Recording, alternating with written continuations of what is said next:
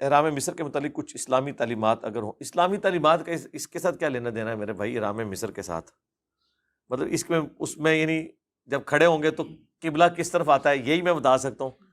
اس میں کھڑے ہو کے نماز ہو سکتی ہے کہ نہیں ہو سکتی یہی میں بتا سکتا ہوں. تو باقی جو احرام مصر کی جو ہمیں تاریخ مل رہی ہے یہ نبی علیہ السلام سے بہت پہلے کے ہیں. ٹھیک ہے. فرعونیوں کا جو سلسلہ ہے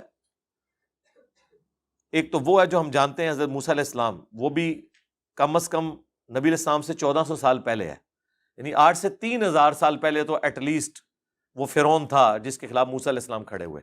لیکن یہ احرام مصر تو اس سے بھی پہلے کے بن رہے تھے.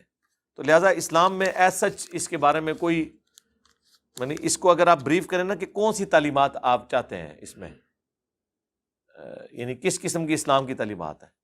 ہسٹری جو ہے نا، اسلام ہسٹری کو صرف اتنا بیان کرتا ہے جتنے اس سے عبرت حاصل کرنی ہوتی ہے. اگر ہسٹری سب سے زیادہ حقدار تھا نا کسی کی بیان کی جاتی تو اللہ کے نبی کی ہوتی. قرآن میں کہیں لکھا ہوا ہے کہ اللہ کے نبی کس خاندان میں پیدا ہوئے، آپ کے ماں باپ کی شادی کب ہوئی، رشتہ کس نے طے کروایا، نکاح کس نے کروایا، پھر آپ علیہ السلام بچپن میں کیا کرتے تھے، پھر آہستہ آہستہ بڑے ہوئے، پھر آپ نے تجارت شروع کی. یہ سب سیرت کی کتابوں میں، قرآن میں ہے کہیں؟ قرآن صرف آپ کی زندگی کے اور اگلے انبیاء کی زندگی کے بھی انہی پہلوؤں کو اجاگر کرتا ہے، اور ان کے مخالفین کے بھی ان پہلوؤں کو جس سے آپ نے عبرت پکڑنی ہے. فرعون کا ذکر آیا، اس کے کفر کا ذکر آیا. ٹھیک ہے. قرآن عبرت کے لیے چونکہ تذکیر والی کتاب ہے، وَأُوحِيَ إِلَيَّ هَذَا الْقُرْآنُ لِأُنذِرَكُم بِهِ وَمَن بَلَغَ.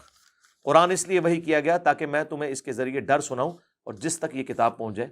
آخرت کا ڈر سنانے والی کتاب ہے، لہذا جتنی ضرورت ہوتی ہے اتنا بیان ہوا ہے، باقی نہیں ہوتی اس طرح بایوگرافی چیزیں.